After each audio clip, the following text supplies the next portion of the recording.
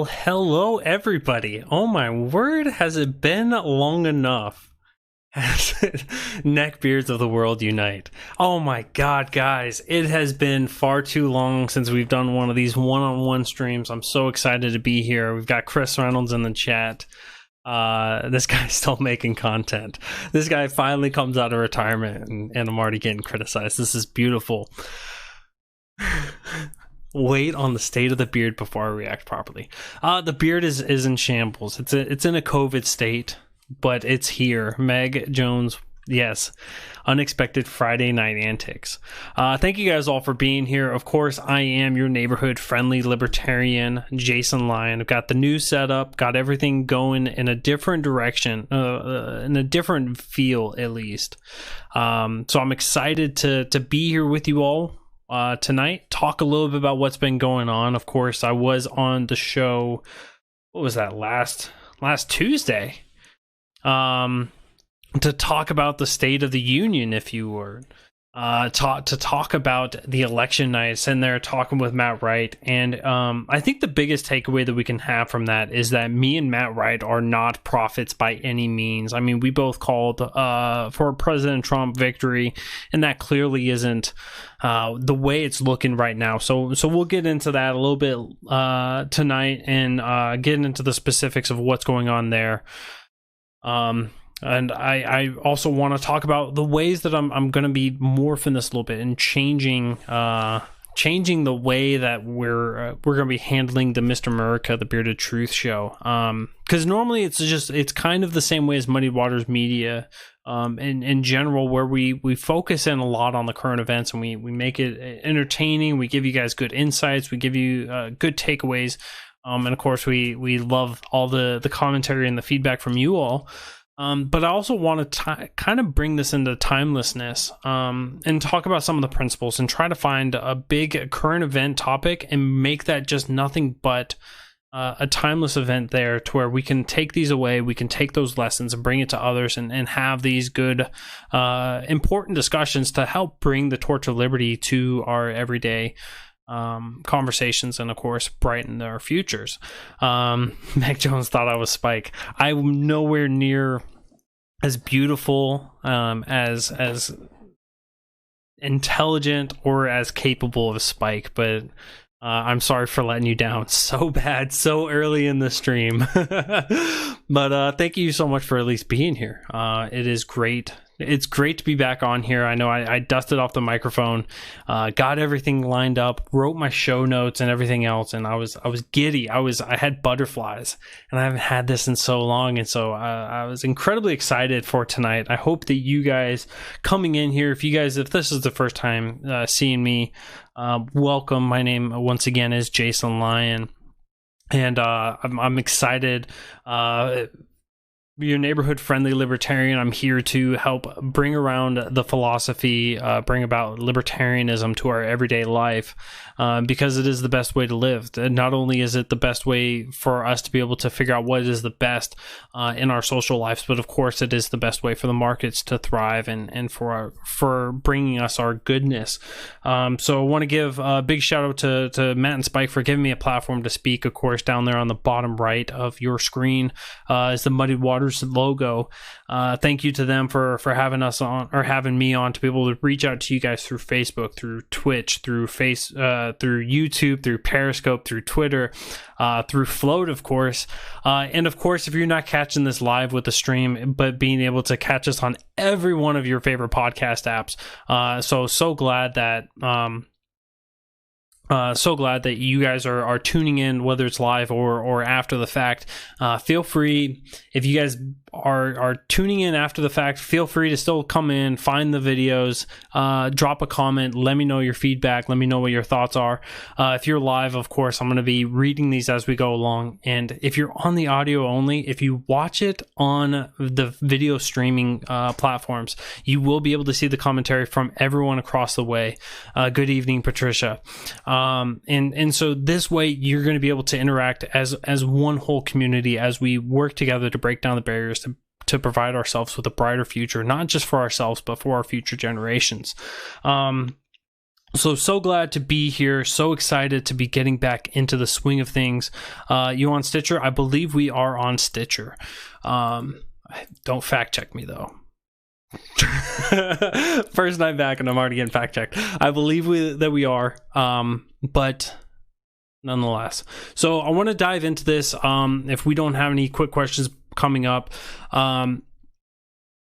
But this is, I want to dive into kind of the election topic because it is something that everybody is so concerned about. And I don't think that me and Matt really covered it well enough that this is going to be something, this had the opportunity of being a long battle, and it's showing that that's the way it's going to be going. Some court cases are already being fought. Some interesting perspectives being given there. But nonetheless, so per Associated Press right now, Biden has won the presidency at 290 electoral votes. So we'll see in December when the electoral votes actually are being casted, if there's enough faithless electors or how this is going to play out. But of course, there's still 16 electoral votes that are leaning towards Biden. This is in Georgia, and Trump right now for undecided states is winning in North Carolina. It looks like he's going to pull away with that. So 290 for Joe Biden right now and 232. What's interesting about this is that if Joe Biden does win Georgia, and it does look like he's going to, he will have the 306 threshold vote. He will have 306 electoral votes, and that was the exact number in which President Trump won by back in 2016. So this is an entire flip. Now, if we listen to a lot of the ways that the Republicans spoke about this election, after the 2016 election, they said that he won in a giant landslide. Like, this was a massive win. 306 was a huge number. But really, when we put it into perspective of the other 58 presidential races, he was 12th from being the smallest margin. So it was a really small one. So this isn't a massive win by any way. This is showing that we are becoming more and more divided. There's no real clear answer between the two parties. And I think that logically speaking, looking at this from a 30,000 foot view, there really isn't much of a difference. And to steal from Spike, as I'm wearing his "You Are the Power" bracelet, to steal from Spike and his intellectual property, the Republicans don't have a difference. They are the two different wings of the same bird. They are having such a narrow conversation that this Overton window that we have as a society is so small, it's so shrunken down that that when they have these they try to make these divisions, these conversations so divided that is really small in actuality, but they're so visceral with their hatred amongst themselves that they're able to really divide the people within that small narrow gap. But from the 30,000 foot view, I mean, it's just the same thing either way. And we see this so well. We see this so well between Joe Biden and Donald Trump in the so many different ways in which their campaign promises during the 2020 election series are so eerily similar. I mean, they both were the law and order presidential candidates. They both are huge advocates for civil asset forfeiture. They both are huge advocates for having an immigration system that is robust and that is there. The differences are small. I mean, Biden wants to increase some of the refugees numbers there. He wants to allow for a little bit of differences there. They both believe in a centralized plan for healthcare. I mean, originally when Trump ran in 2016, it was repeal and replace, or it was just repeal. It was repeal Affordable Care Act. He comes into office, and then it was repeal and replace, like as if the Republican Party was going to be able to do what the Democratic Party was starting to do with the Affordable Care Act, which started from a Republican, and be able to do it better than them. And so we're missing this whole philosophy where they are effectively to steal from Michael Malice, because I'm just clearly a thief tonight. Republicans are nothing but Democrats driving at the speed limit. I mean, the changes are coming. They are there. And Desiree's nails it. Desiree in the comment section says, yeah, they don't realize Biden is a right-wing Democrat. He is a moderate Democrat by every standard, and that does mean that you're more of a right-wing. Absolutely. And I mean, if you look out and if you know Bernie supporters, if you know people on the left, I mean, people that are actually on the left, they had to plug their noses, close their eyes, and just hope that they actually hit the Biden button. I mean, they were not in favor of voting for this guy in any appreciable way. And I think that that's right, because there was not much of a difference between those two. I think that what we saw here with this election was more of a vote against rather than a vote for. People were voting against Joe Biden, and I think that there's a litany of great reasons why we don't want Joe Biden in office. And there's so many people that voted against Trump, and certainly there's so many different reasons that it's good to not have Trump in office. They were right on their stance. They were wrong on the way that they voted, of course, but I think that that's really what was the big driving force. Because if we look at the elections, and this is something that if you have Republican friends on your Facebook feed or whatever social media platform you're using, you're seeing a lot of people concerned with how many votes that Joe Biden got. And I think that that really is a concern. I mean, he got an abundance of votes, and so did Trump. I mean, Trump gained 10 million votes between 2016 and 2020. I don't think he did a great enough job. I mean, if I can be honest with you guys, if I can beg for your forgiveness, if I can, just be on my hands and knees and just hope that you guys will just ignore this part of my life. I voted for the man in 2016. And from that, I had to pull away, right? Because I voted for him because I had some issues with Gary Johnson. I was still young in my libertarian roots, so I'm still learning. I was still growing there. But Trump had a stance that he was going to be strong on the Second Amendment. He failed on that. He had a promise that he was going to pull us out of a lot of these wars. I mean, we still are in the same numbers in Afghanistan we're at higher numbers than in Afghanistan than what we were when he got inaugurated. So that's clearly not it. He vetoed out of Yemen. So, I mean, he's there in the Middle East. He's there in all these other nations, and he continues. Sure, he didn't start any new wars, but he is there and continuing to bombard people with drone strikes.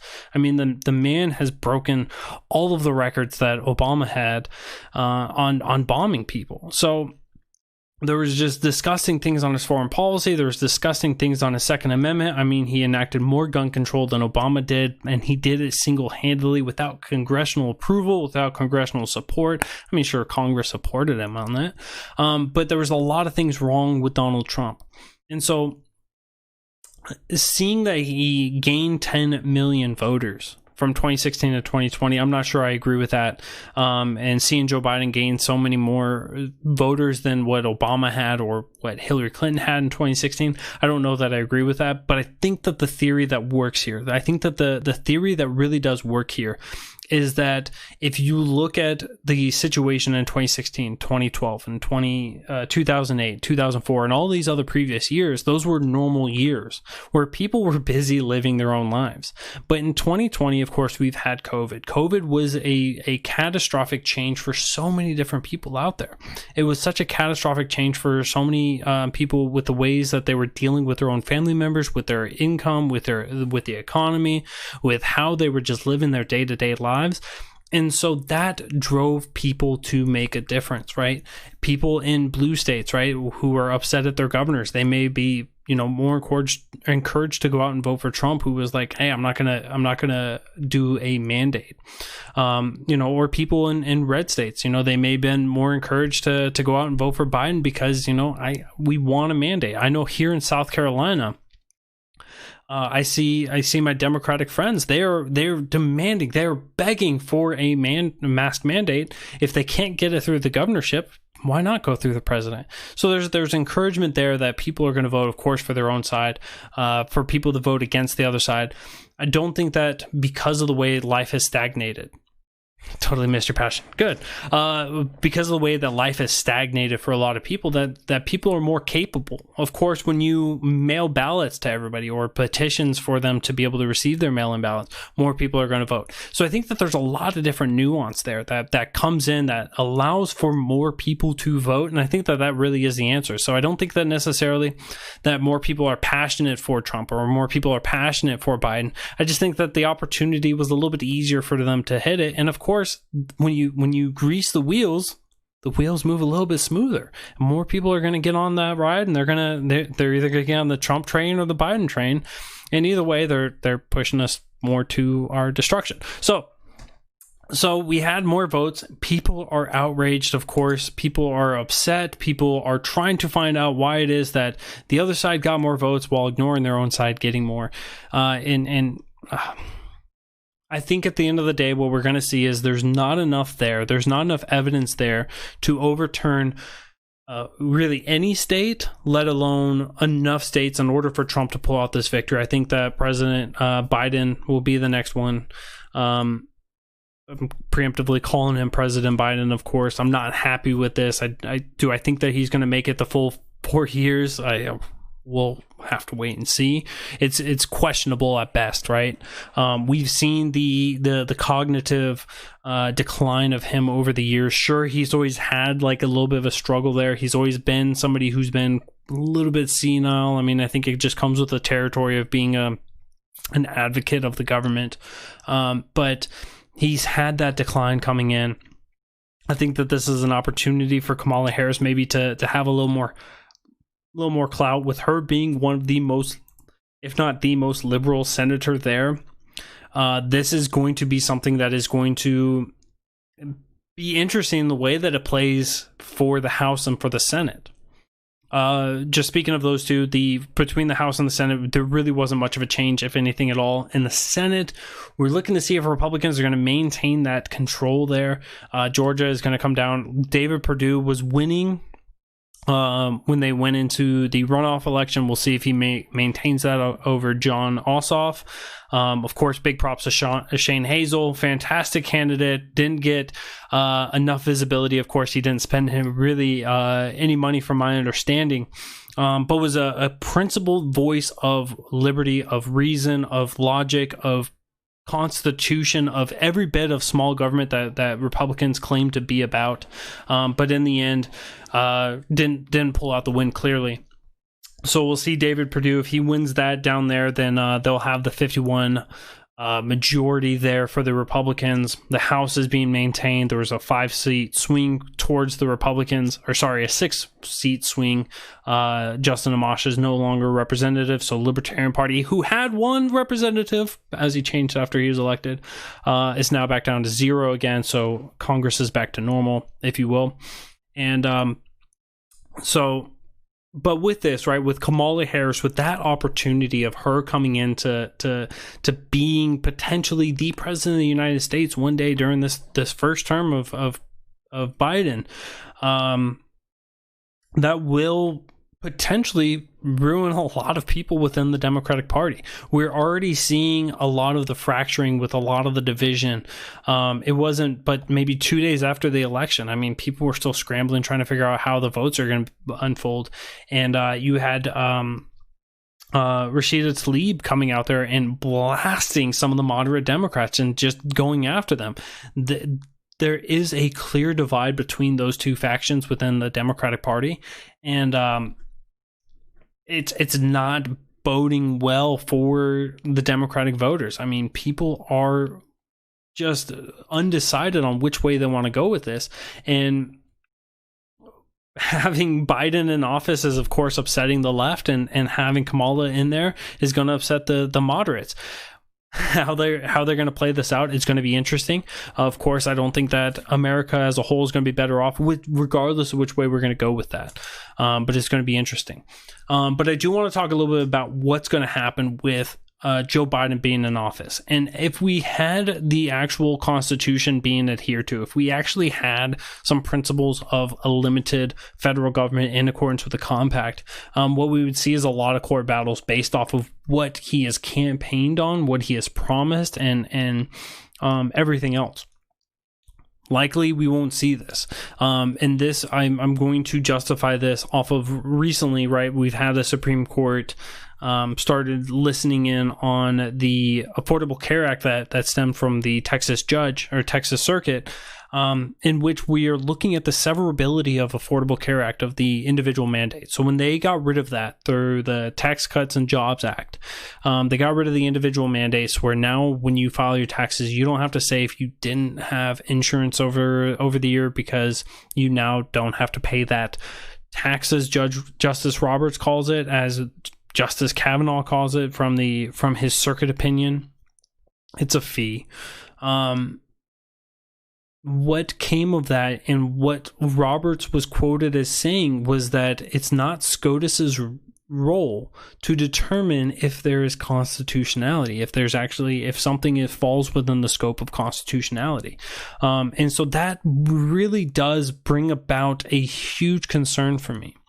Because what we have now is we have an unfettered constitution, or Congress. What we have is an unfettered executive branch. If no one is there to actually limit the other branches, the whole checks and balances of the system, which is what we've all learned when we first learned about civics, when we all learned about our government, was we learned that there was this thing called checks and balances where every branch was equal. They were co-equal. It's where they could check and they can stop and they can slow and they can make sure that everyone is falling within step of where they're supposed to be, and that they're not getting too big. And so now we have a justice. We have a Supreme Court justice saying, well, the Chief Justice nonetheless, saying, well, it's not really our role to make sure that everyone else is falling in line.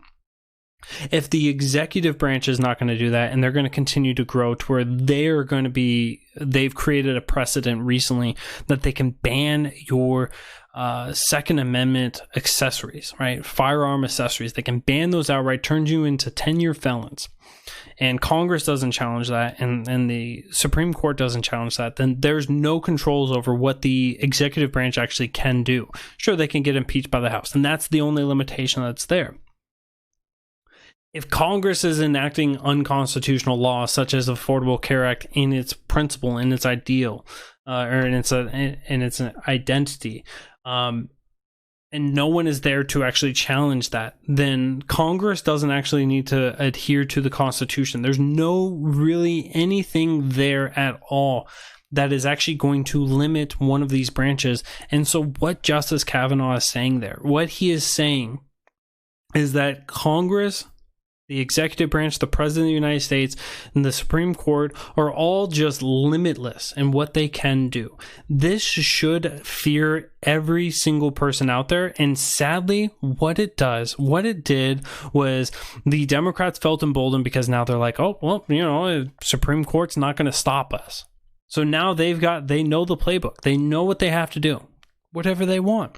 Republicans go, well, we're upset that we have Affordable Care Act, but we can do it ourselves. We can do this when we come into power again. And mark my words, they will. Of course they will. They will eventually have the House, the Senate, and the presidency. They'll fearmonger you and say, oh, they're never going to have it again. It's going to be communism here. It's going to be socialism here. We're never going to have power again. And it's all lies. It's all just lies and fearmongering. They're going to have power again, and they're going to try to do what the Democrats have been doing. They're going to try to do it, and they're going to do it better because they're the Republicans. So what we have is an unfettered government, federal government, state government, everything. No one is checking each other. They're just literally allowing themselves to grow. So this is what we have. 2020, we finally have the honest answer of what our government is, and it is unlimited in its authority and what it can do. Sorry, guys, we don't check on each other. Yeah. So what should we expect? What should we expect? I know a lot of us are intellectual big brainers. We like to go find out what the campaigns are promising to the people and like actually figuring out what they're planning to do when they come in. And some of us are like, you're so boring, you're so disgusting, you're absolutely repugnant. I'm not going to waste my time looking at how terrible of a person you are, let alone your views. So let's get into Biden's promises. Promises to enact more gun control. He will do this both through Congress as well as through executive authority, because now he has that precedent that we discussed earlier. Will this be enough in order to have Republicans opposing gun control? Of course it will. If you mention guns, they'll be opposed to it now. Thanks for coming back to your roots. National mask mandate. we're going to see this. We're going to see him attempt this, and nobody's going to be able to stop him. He'll write the mandate. It'll go to courts. It'll go up to the Supreme Court. Justice Roberts says, well, you can do what you want to do. The expansion of the Affordable Care Act, I think we discussed this a little bit earlier, but no, we didn't. But he actually just wants to expand it. We saw this through some states. Some states actually took on the money. They expanded Medicaid and Medicare, and so we'll see the expansion of the Affordable Care Act. He's not looking to do the universal health care yet. He's looking just to expand out that. It'll be interesting to see how he structures the payment. Whether he just puts it on our $28 trillion that we'll be in debt next month, or how he wants to pay for that. He wants to repeal the Hyde Amendment, which blocks federal funding to abortions, except in cases of rape or incest. This has been a big flip for him. Actually, he used to be in favor of the Hyde Amendment. So recently, I think it was within the last 6 years or so, he actually flipped his stance on this. So now he's actually in favor of federal funding going towards abortion. So we have this big difference there, if you will. He also wants to raise your corporate taxes. Raising the corporate taxes, of course, it means that you, the consumer, are going to pay more. Fantastic. Always excited to pay more. Thank you, Joe Biden.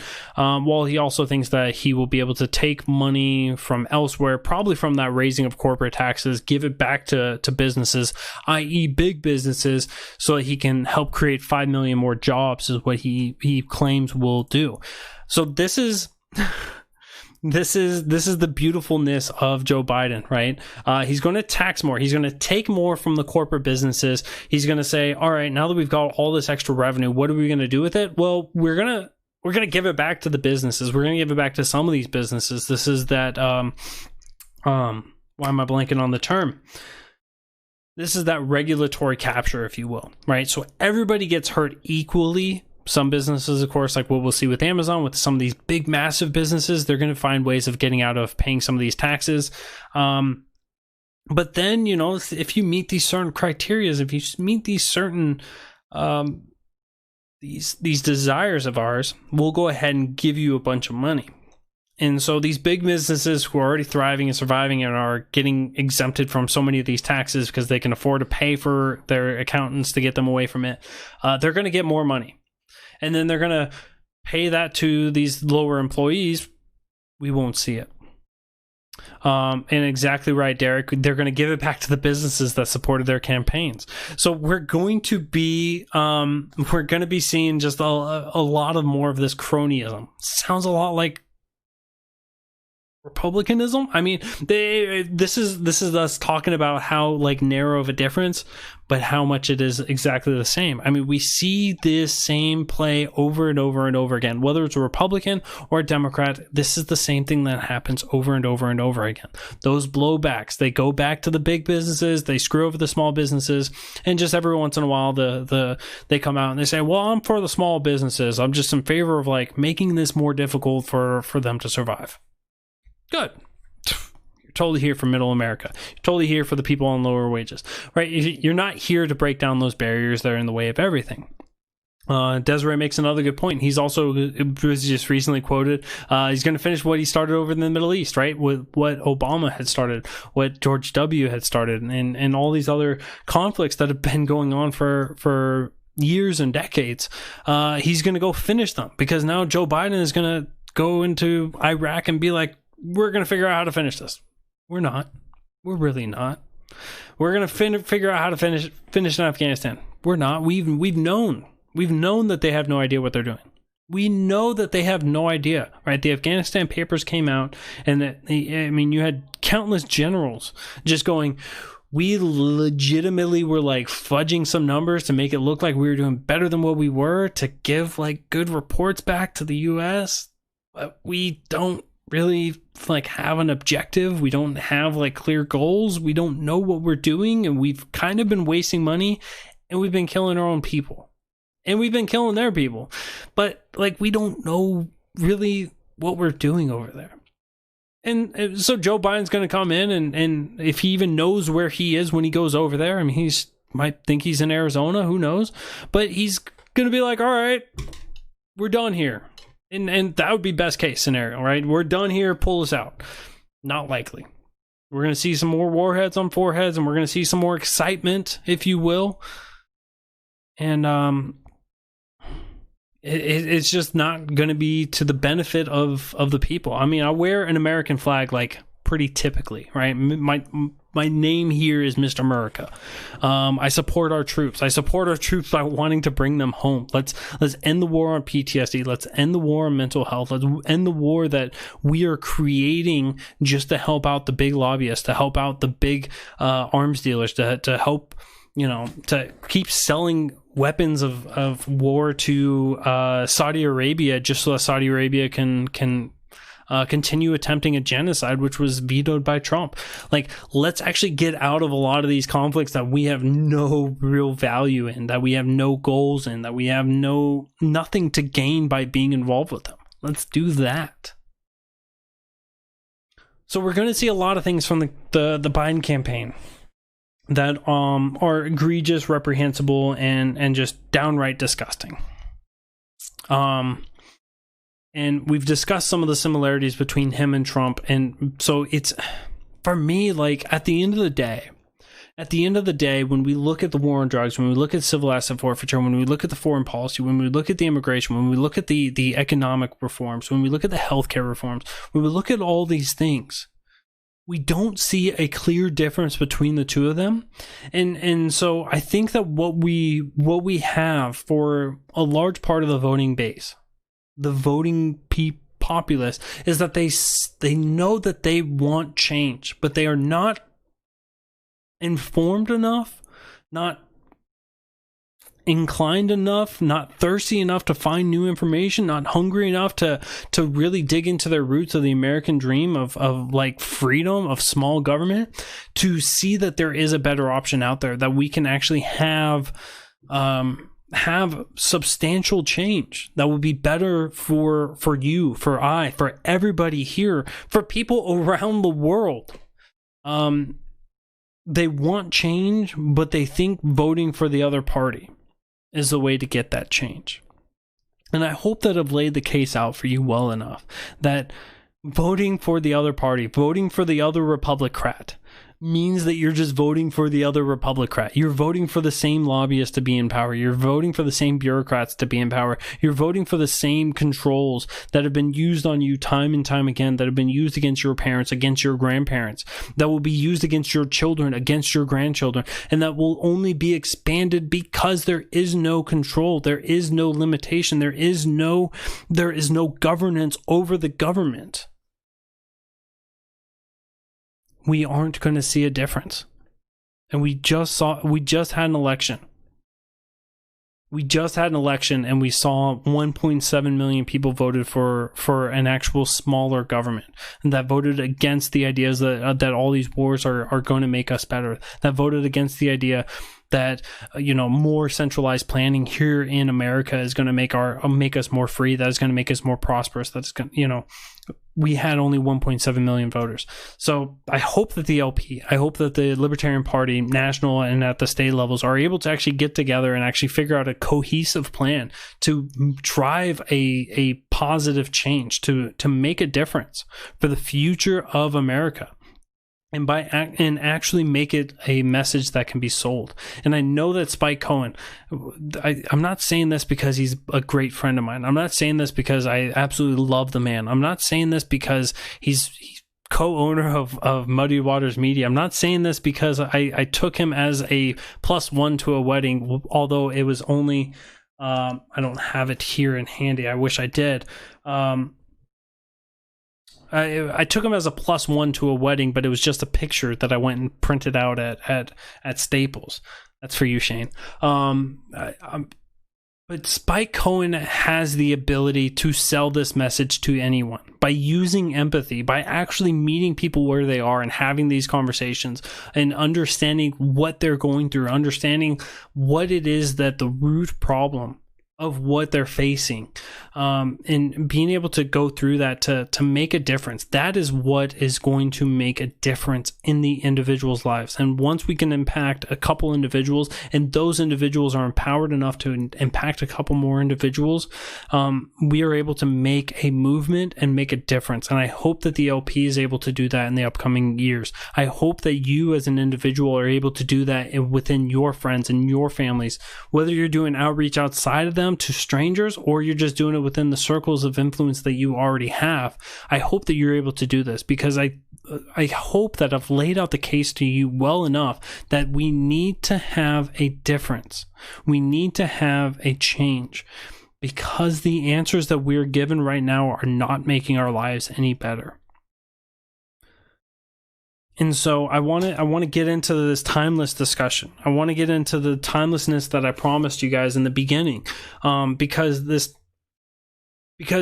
I don't know what it is. I don't know what it is, but when it comes to economics, it's something that we should all understand. We should all take a little bit of time and understand and read into it, understand how a market works, understands how the cause and the effect and everything else.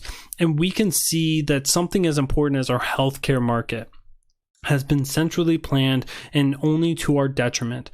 But I want to talk about what it is that would make a healthy economy, what would make a healthy market, because what we want is the best for the consumers, right? You and I, we want the best for ourselves. We want the best for our friends. We want the best for our families. We want the best for everyone around us, because when they get the best, then they're able to provide better. And of course, you have this avalanche effect where one person doing better, or a snowball effect, one person's doing better and they produce better. And then by their production of better, you have more and more people, and eventually it does become that avalanche, if you will.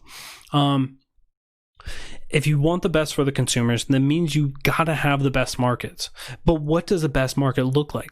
It's one that has actual competition within it. It's one that has indicators. And what an indicator is that, hey, look, somebody's doing great, right? When LASIK eye surgery first started off, it was a great way. It was a revolutionary way. It was such an innovation to be able to actually have a surgery to fix somebody's eyesight, to make it to where they didn't need glasses. They didn't need corrective lenses any longer. It was amazing.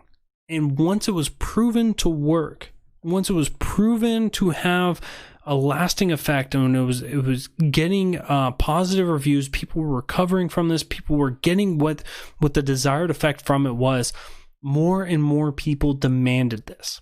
More and more people demanded LASIK eye surgery. And now there's RPK, and there's a couple other different variants of this. But it's all basically the same thing of working within the lens of the eye and correcting it, correcting the root of the problem there. And so there was an indicator there that we needed suppliers, we needed producers of these surgeries to help alleviate this issue that the consumers had, that consumers were willing to spend money. And it started off, let's be realistic with this. It started off incredibly expensive. $10,000 an eye, I believe it was. It was insane. Insurance companies didn't want to cover it because they were like, it's not a trusted market. And what came of that was that people saw, I can get into that business. There's an indicator there within the economy that I can get into this business. I can make a butt ton of money, and I can do it better than anyone else. And so they got into the market. And so as you had more people getting into the market, then you had a higher supply. And of course, as the supply goes up, right, people are going to go, all right, well, what's the difference between you and you? Well, the only difference is that he's like $50 more, so I'm going to go with you. So then the guy that was charging $50 more drops his price. So you have these people trying to suppress their wages. Not their wages, their prices. So the consumers were now winning. So they're getting a great product, right? They're getting these LASIK eye surgeries. They're getting a great product, and prices are dropping over time. As more and more producers come in, there's a little bit less and less of a profit margin there. But then you started having more and more innovations. People were having quicker recovery times. People were getting the surgeries done in a quicker time. People were having less wait times. And so people were willing to pay more and more for that. So you had all these different factors coming in, competing against it, to where people were getting better and better quality of care. They were and over time have been paying less and less and less. This is true for plastic surgery as well. So we've seen how this actually works when you allow for a competition, when you allow for people to come in and to provide based on the indicators, when you allow for the market to actually respond to itself. What you have is you have a drive up in quality, you have a drive down in the cost, and you have a happier consumer base, and you also have happier producers. We need to see these barriers be broken down for all of our markets, whether that is something as important as healthcare, which we'll talk much more in depth at, or whether that's on automotive, whether that's on energy production, right? We can look at nuclear and how great nuclear power is, the power density, how much the power output is, the carbon neutral, and everything else that it is, the non-effect it has on the environment around it. These are all things that we need to break down those barriers and allow for more providers rather than what we have now, where only those who are politically connected or those who are able to hop over these massive barriers are able to get in. So we understand the basic principles of what it is that this economy is so important in, or what it is, these principles of how a good economy is. And so I want to talk to you guys about something that has been near and dear to me, because if you guys have been following me for a while, in 2019, in September of 2019, my wife had heart surgery. She had a heart surgery to fill a hole that was in her heart. It's called an ASD. I apologize, I don't remember the medical term, but she had an ASD, and so we went down the road because this was where our healthcare was accessible and affordable. Quality wasn't great. She nearly died on the table because the plug that they were attempting to put in her heart fell out of the grip of the doctor, and was not actually attached to the heart in the way that they wanted it to be. There wasn't enough tissue there, and so it actually fell into her heart and clogged up one of her arteries. So they had to quickly go in, fish it out, and so we had this situation. And the doctor comes out, and his words were, "The surgery was unsuccessful." That was his first words. I didn't know if I had a wife, right? So understanding like how difficult it is, right? You need to have a little bit of quality. You need to have competition.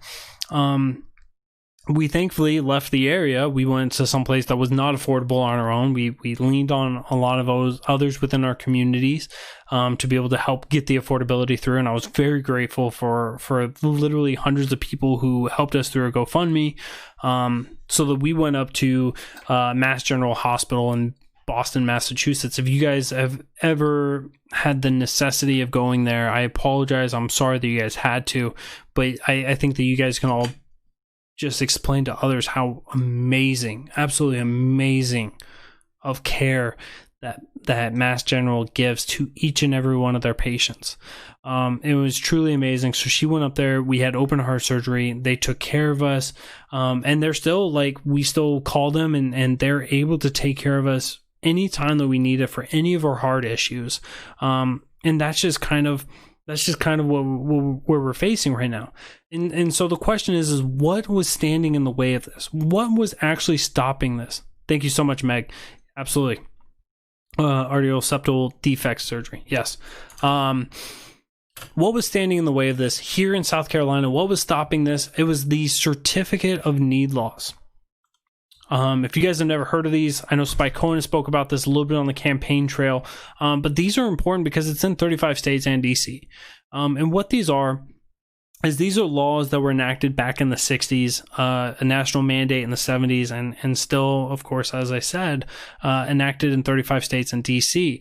And what this is basically a barrier for people to provide healthcare services or to expand healthcare services in the ways that the market needs, right? Those indicators I was talking about. So basically, the basic premise is, if you wanted to, let's say you woke up tomorrow, you had a couple $1 million sitting in that just fell through a window and it said, start up a healthcare provider, and you live in one of these 35 states. So what you would have to do in order to become a healthcare provider, so let's say you wanted to make an emergency room. You wanted to provide emergency healthcare to the people in your county. You would have to then go to the government. You'd go to your state government and you would say, usually there's like a certificate of need board, which is usually manned by people high up in the healthcare providers in the regions that they govern over.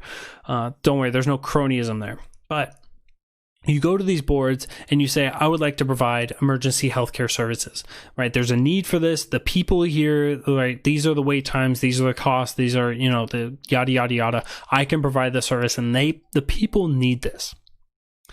The board then decides on if they're going to A, pass you, or B, decline you. They also, during this process, have to figure out if somebody else has that certificate of need in that area. Well, sorry. This organization or this entity has it, and so they give it to them. Hey, do you want to have competition? What do you think the answer is? Of course, the answer is no. Now you have to go through a legal battle just to be provided the authorization to erect a healthcare provider for emergency services, which the people need, right? There's an indicator there in the market, which is why you would do this. So you have to fight through this, and so here in South Carolina, there's an area, Fort Mills, that it actually was, I believe, 16 years that an organization was trying to erect a new hospital. It was being challenged by somebody outside the state in North Carolina, in Charlotte, North Carolina area. They were challenging them and saying, no, we have the certificate of need. You can't have this. It took them 16 years to get the authorization, millions of dollars in legal fees to be provided the authorization to erect a healthcare provider. Now, as I said, this is not just to erect a healthcare service provider, right? This isn't just to make the building. This is also to expand. This is, hey, you want to have more beds, you want to have more rooms, you want to have more ventilators, you want to have more MRI machines, you want to have more CT scans, you want to have whatever it is that you want to have more of. You're going to have to go through this process once again. And that includes going through your competitors. That's including all this other stuff. So you have to get all these permissions just to erect new ones or to expand existing healthcare provider or services. If you want to provide a new service, you have to do the same thing. So in our example, is just the emergency healthcare. If you then want to go into general practice, you have to go through the same process again. This is that barrier that we were talking about that stands in the way of quality healthcare, of affordable healthcare, and everything else. We need to see the laws like this change. Instead, what we're having from the Republicrats is a conversation of how you can change up people being funded for this, how to fund all of these things as these cronyists, as these lobbyists, as these bureaucrats, as these certificate of need boards continue to thrive off of the ways that they're being funded through everything else. We are not seeing we're not seeing Congress, we're not seeing our governments actually address the issues that are in front of us. We're seeing them address the symptoms. Things need to change. We have to see this change. And if you want to know like what is truly upsetting about this entire situation, was certificate of need laws were implemented on the idea that they were going to drive up quality, that they were going to drive up the affordability, that they were actually going to ensure that competitors were going to be able to compete against one another, right? Exact opposite of what it was. This is how incredibly stupid Congress has been, because they keep these laws on the books, but also how spineless they are, as they're incapable of standing for good principles and good values of getting this out. This is a timeless conversation, because I'm sure that the day that America falls, and historically speaking, every nation has, for the most part, 99% of civilizations have fallen as a government, that when America falls, we will still have certificate of need laws on the books. And any time that these are enacted, it's controlling, it's price controls in a different capacity. And so we know that we are not, as a society, going to see better healthcare as a result of this. So, it's abhorrent, it's disgusting. So I want you guys to look into your own certificate of need laws. See if your state has recently, because of COVID, my state has temporarily suspended certificate of need laws. See if you have those in your states. If you have them, find a coalition, find a group, find an entity that is already working to change that, to end certificate of need laws in your states. Let's see that to be changed. Let's see an ending to that. I'm working here in South Carolina to end it. If you need more information, if you want more information, I would love to work with you guys to get this done. I'm not just this passionate on the microphone. I'm actually this passionate in life about seeing a better change, seeing a better tomorrow. And so I hope that you guys, that you guys see this, that you guys understand this, and that you guys want to join in and make a difference, because we need to see a difference. And but with that, it's, let me know how I can help you. Let's see a difference. Let's make a difference. And what can I do? How can I better your situation, better your stance, better your argument to make a difference in this? Let's fix the healthcare. Healthcare is incredibly important. None of us are alive without healthcare. So clearly we need that. We need an economy. We need all of these things. And so this is all things that are flawless in the way that they're spoken about, right? There are detriments, there are negatives that, because you have a market that allows for indicators to be there, that you're going to have people that are going to get into the market and that are going to fail. The failures are not bad. I'm sorry to say that, but we need to have the better a society is, means that you're going to have failures. We're going to have people that are going to fail, and those failures mean that society can help pick them up and help give them a new outlook, give them a new perspective, and see a new change, because maybe that's not the way that clearly wasn't the way the market wanted it. And we can see how they can either innovate within that market to make a difference and to be successful, or find another market in which they can be successful. We see this all the time within our personal lives of people changing careers, changing fields, changing jobs, changing roles. It's okay. It's completely okay. So we have this logic, we have this philosophy that works, that just is sound and is principled and understanding. It's just a matter of being able to sell it to others. And so this is what our calling is. This is what our calling is as libertarians, as people who have the answers and are just not being heard. We can find ways of making this impact. And so that's my encouragement to you guys, is let me know how I can help you the best. I'm here. I'm sitting in a chair. I've got back surgery coming up next week. I've got plenty of time on my hands. I would love to be able to help you guys out. This microphone, I love being able to use it, but let it not be the only weapon I use. But I'm encouraged by the future of what we're going to be doing with the show, with the future of the Mr. America, the Bearded Truth Show, in which we are talking about some of these issues. We'll talk about very specific topics such as certificate of need laws, break it down as to what they are, how they affect us, how they affect the market, and talk about what an actual solution is, right? You don't need to, when you remove cancer, you don't replace it with something else. That was something that people talked about, Affordable Care Act. That is certificate of need laws. You don't need to have a barrier, another barrier in the way of healthcare providers. We just need to have the ability for healthcare providers to provide for the consumers. But like I said, I'm incredibly encouraged and excited about the future of what we're doing here, of talking about these timeless issues and bringing about good change and having the conversations that are absolutely necessary. So whether you guys are catching this live, thank you for being here, or you're catching it on the podcast, thank you guys for tuning in, and feel free to share this out with friends, with family, with others, whether you want to snip it and share it in just little segments, or you want to share the whole thing.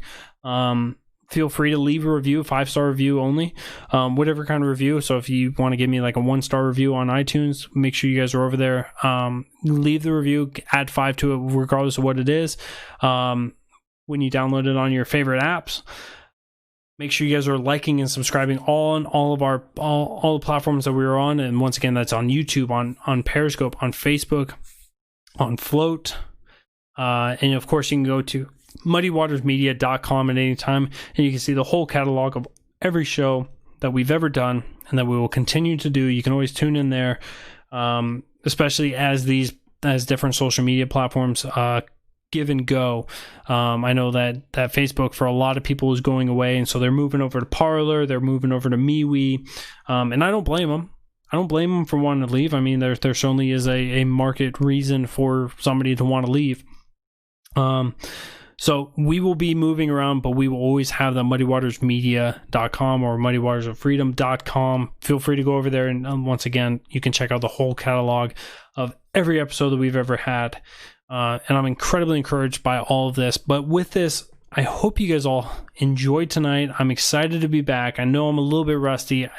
We'll get back into it. We'll have great content coming out in no time once again. But with that, I hope you guys enjoy your Friday night. I hope you guys don't drink or drive or ride with those who do. You have family and friends who care about you and love you deeply, and they want to see you coming back for next week to join us, Muddy Waters, as we continue to pump out more content. What if we collectively opted to fund the construction of co-op-owned hospitals? You would still, depending on which area you're in, you would still have a lot of different barriers that would be in the way, such as the certificate of need laws in order to get those erected, or to basically to get those to functioning, to work right. But that would be, I'm always in favor of like crowdfunding, or collectively opted to fund. I'm entirely in favor of that. I'm a voluntarist at heart, right? I believe that anything that should be done should only be done through voluntary means. And so if we collectively do stuff like that, I'm all in favor of chipping in, finding ways of raising money for that. I'm interested. I'm down. But with that, guys, I hope you, and gals, I hope you all enjoy your weekend. Stay safe, and look forward to the future together with you as we continue to light up the torches of liberty across this nation, and frankly across the world, as we fight to make a positive impact everywhere that we go. And with that, I hope you all take care, and I'll see you guys again here soon. I am Mr. America, the Bearded Truth, Jason Lyon. Take care. I'll see you guys again here soon.